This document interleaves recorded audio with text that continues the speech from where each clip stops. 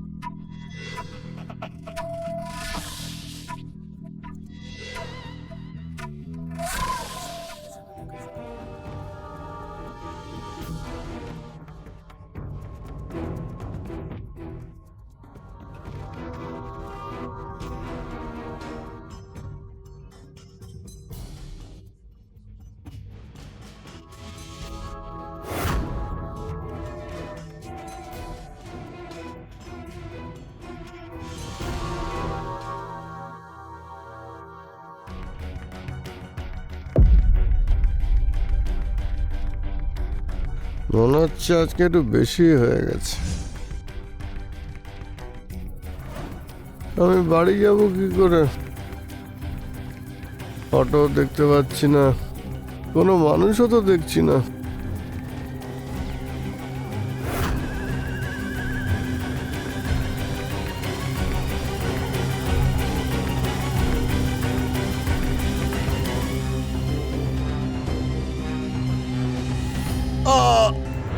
নেহা নামের একটি মেয়ে ছোট্ট একটা গ্রাম থেকে এসে শহরে নিজের পরিবারের থেকে দূরে কাজ করতে চেয়েছিল।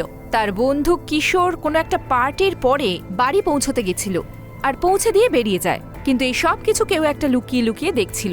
আসলে কে ছিল সেই ব্যক্তি, আর সে নেহার সঙ্গে কি করেছে?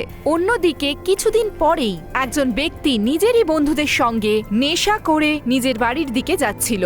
তখনই তার মনে হয় কেউ যেন তাকে ফলো করছে, কিন্তু সেখানে কেউই ছিল না। কিছুক্ষণ পরেই ছুরি দিয়ে তাকে আক্রমণ করা হয়, যার ফলে সে প্রাণ হারিয়ে ফেলে আর লাশের মুখ পুড়িয়ে দেওয়া হয় যাতে তাকে কেউ চিনতে না পারে। আর তার পরদিন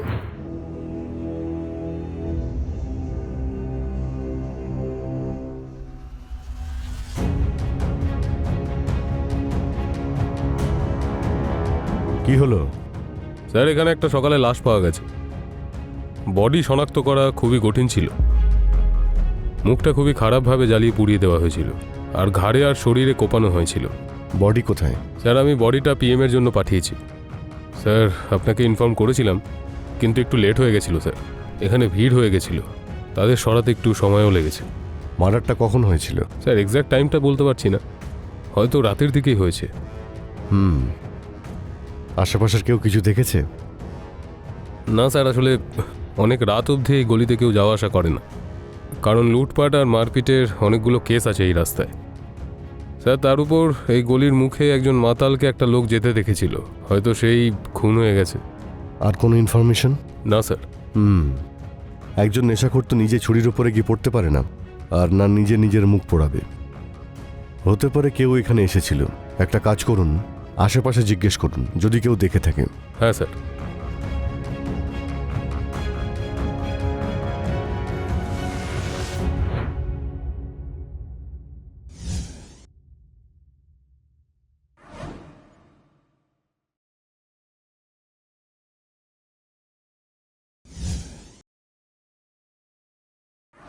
মুস্তাক, হুম, তুমি আমাকে ছেড়ে দেবে না তো? আগে ভালো করে জড়িয়ে তো ধরতে দাও। নেহা, নেহা, আমি তোমাকে খুব ভালোবাসি। আমি তোমায় কোনোদিন ছাড়বো না। জানি না কেন আজকাল আমার খুব ভয় করে। কেন? কি হয়েছে বলো আমায়। আর এই চোট লাগলো কি করে? এটা এটা তেমন কিছু না, আমার নিজের নখেই লেগে গেছে। তুমি আমার থেকে কিছু লুকোচ্ছ? আরে না না, আমি তো সত্যিই বলছি। আচ্ছা ছাড়ো, ওই কিশোর কোথায় গেছে? ও কোনো বন্ধুর বিয়েতে গেছে। আর তোমার তো দেখছি কিশোরকে নিয়ে বেশি চিন্তা। আর আমি যে তোমার সঙ্গে আছি, তোমার কিছু যায় আসছে না, কোনো গুরুত্ব নেই আমার। এসব কি বলছো মুস্তাক? আমি তো এমনি জিজ্ঞেস করলাম, কারণ কিশোর তোমার বন্ধু। হ্যাঁ সেটাই, কিশোর আমার বন্ধু। ওর থেকে দূরে থাকো। কি হয়েছে তোমার? আজ তুমি এত রেগে রেগে কথা বলছো। আচ্ছা ছাড়ো, শোনো না, তুমি আমাকে বিয়ে কবে করছো? আমি তো কালকেই করতে পারি বিয়ে, কিন্তু আমাদের বাড়ির লোক কি মানবে? আমাদের ধর্মটা কিন্তু আলাদা।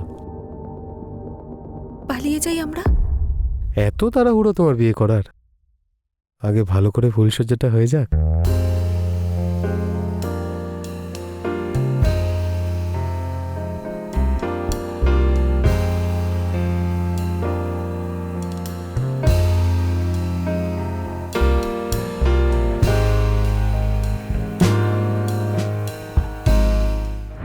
মুস্তাক আর নেহা একে অপরকে খুব ভালোবাসতো, কিন্তু দুজনের ধর্ম আলাদা ছিল, যার ফলে তারা নিজেদের ভবিষ্যৎ একসঙ্গে দেখতে পাচ্ছিল না।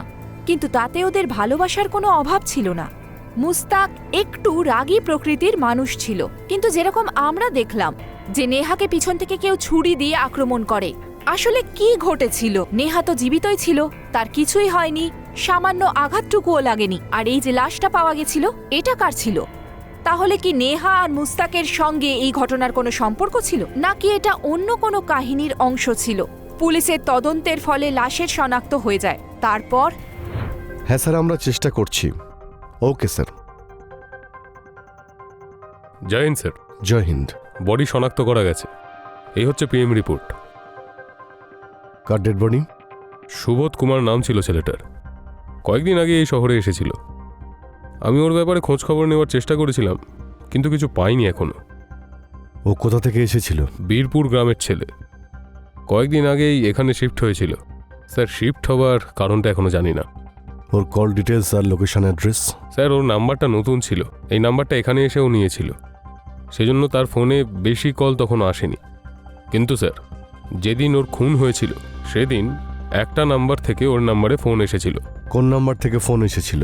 একজন কিশোর দুবে নামের ছেলে। কিশোর দুবে? ওকে তুলে আনুন। ও কোনো ইনফরমেশন দিতে পারবে। হয়তো এই খুন করেছে।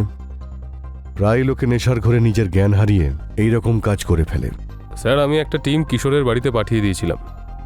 ও কারো একজনের বিয়েতে গেছে, বাড়িতে নেই। বিয়েতে গেছে নাকি পালিয়েছে? কবে থেকে উধাও? স্যার, ওই মার্ডার হওয়ার কয়েকদিন আগে। বিয়েতে যাওয়া, তাও ঠিক এই সময়? এসব হলো অপরাধের প্ল্যানিং করার বাহানা। আমার তো মনে হয় কিশোরী সুবোধকে মেরেছে। স্যার, আমি কিশোরের বাড়ির বাইরে অলরেডি একটা টিম রেখেছি। আর স্যার, যেখানে ও বিয়ে বাড়িতে গেছে সেখানকার থানাতেও ইনফর্ম করেছি। স্যার, ও তাড়াতাড়ি আমাদের হাতে ধরা পড়বে। গুড।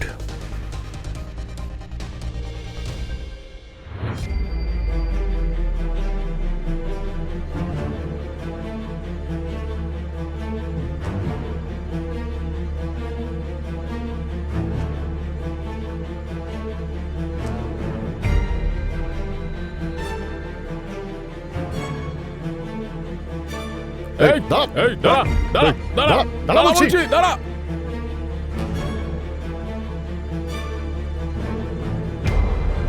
কিশোর, আমাদের হাত থেকে পালিয়ে কতদিন বাঁচবি? কতদিন? চল নিয়ে চলুন, চল থানায় চল। দাঁড়ান, চল এবার মুখ খোল। সুবোধকে কেন মারলি তুই বল।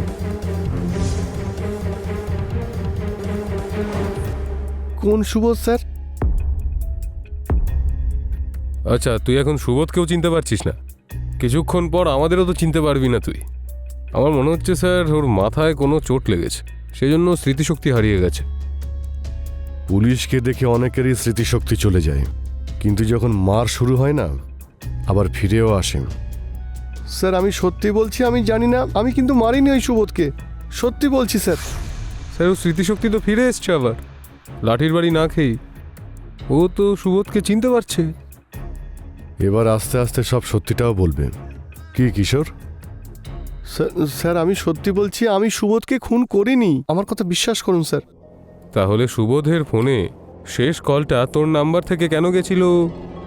ওই ফোনটা তো স্যার আমি ওকে একসঙ্গে নেশা করব বলেই করেছিলাম। আচ্ছা, তুই অচেনা লোকের সঙ্গে নেশাও করিস? না স্যার, আমি ওকে চিনি, কিন্তু খুব ভালো করে চিনি না, ব্যাস একটু আধটু চিনতাম স্যার। কিভাবে চিনিস? ওই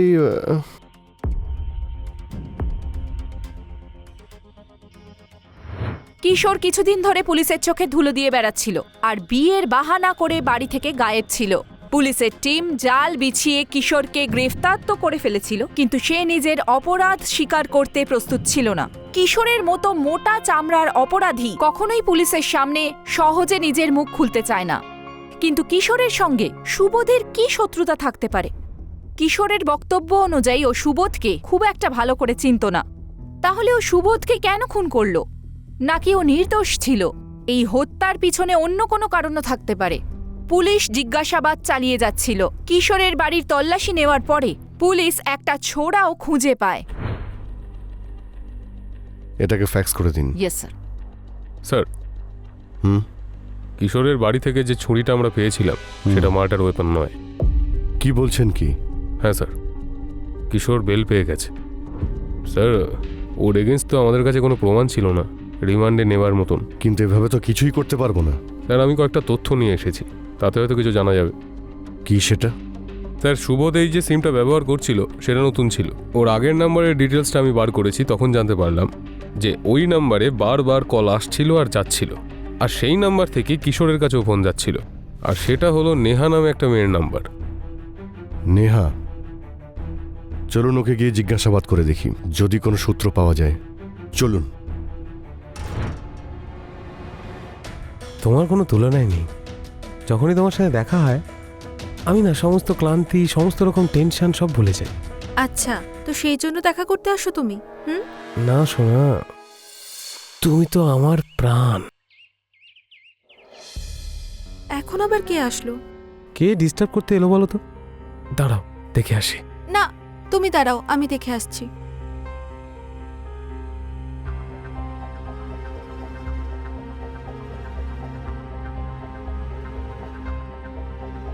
কিশোর, তুমি? মুস্তাক ভাই কোথায়? ও তো ভেতরেই আছে। মুস্তাক ভাই, কিশোর তুই এখানে? তাড়াতাড়ি এখান থেকে কেটে পড়ো। কিন্তু কি হয়েছে? আরে ওই সুবোধের মার্ডার কেসের ব্যাপারে। সুবোধের মার্ডার? হ্যাঁ, ওই সুবোধের মার্ডার কেসের ব্যাপারে পুলিশ আমাকে সন্দেহ করছে। আমি তো বলবো এখন আপাতত তোমরা এখান থেকে পালিয়ে যাও, পরে আবার ফিরে এসো এখানে। কিন্তু সুবোধ। সেসব ছাড়ো, তাড়াতাড়ি চলো এখান থেকে, চলো।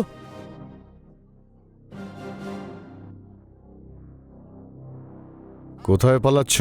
হ্যাঁ, নিয়ে চলুন তিনজনকে।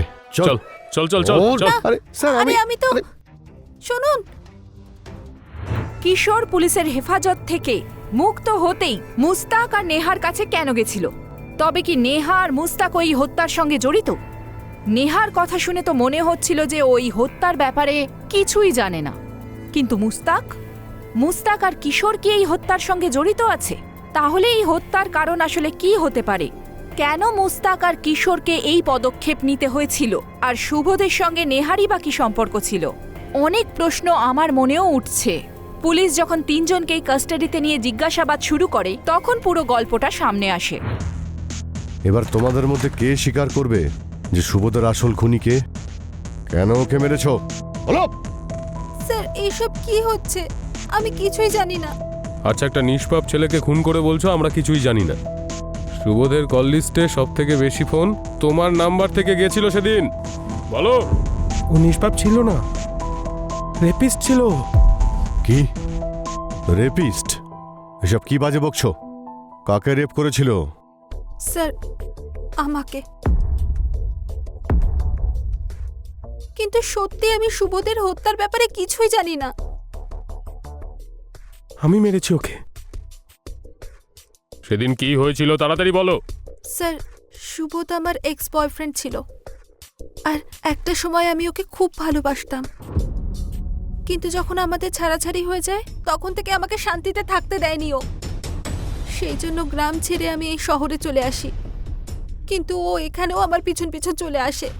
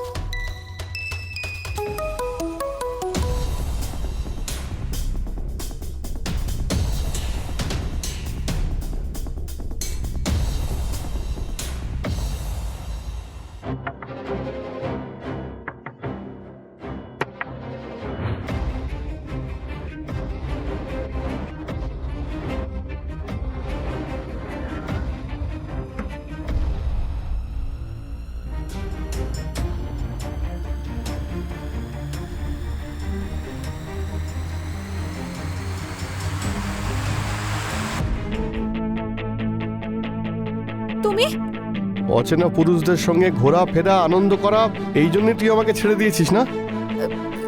দেখো সুবোধ, আমি আর তোমাকে ভালোবাসি না, আমি অন্য একজনকে ভালোবাসি। আচ্ছা, প্লিজ তুমি আমাকে ছেড়ে দাও। যাতে তুই ভালো করে ফুর্তি করতে পারিস আর আমি তোর জন্য দুঃখে বসে কাঁদতে থাকি। আজ তোকে আমি এমন শিক্ষা দেব যা কোনোদিনও ভুলবি না তুই। সুবোধ ছাড়ো। সুবোধ কি করছো তুমি এসব? সুবোধ ছাড়ো। সুবোধ! এই কথাটা নেহা আমাকে আর মুস্তাক ভাইকে বলেছিল, তো ওকে শিক্ষা দেওয়ার জন্য আমরা ওকে নেশা করার বাহানায় ডেকেছিলাম।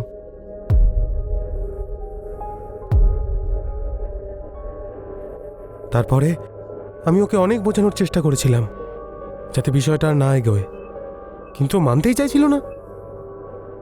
আর তারপর আমি কিশোর আর সুবোধকে নিজেদের বাড়ি থেকে বেরোতে দেখেছিলাম, আর আমি সুবোধের পিছু নিই।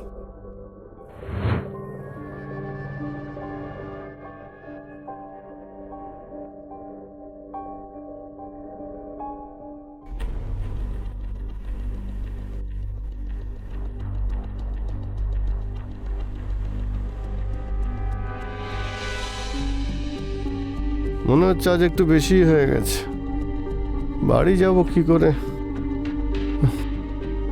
অটোও দেখতে পাচ্ছি না, কোনো লোকজনও না।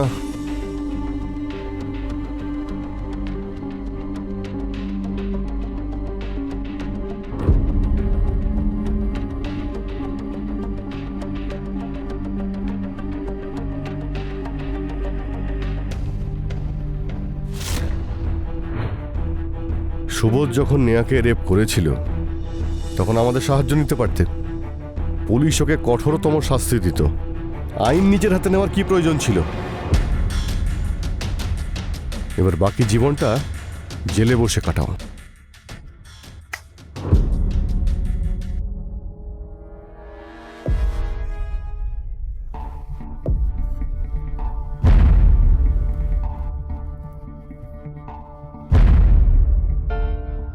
সুবোধ নেহাকে ভালোবাসতো।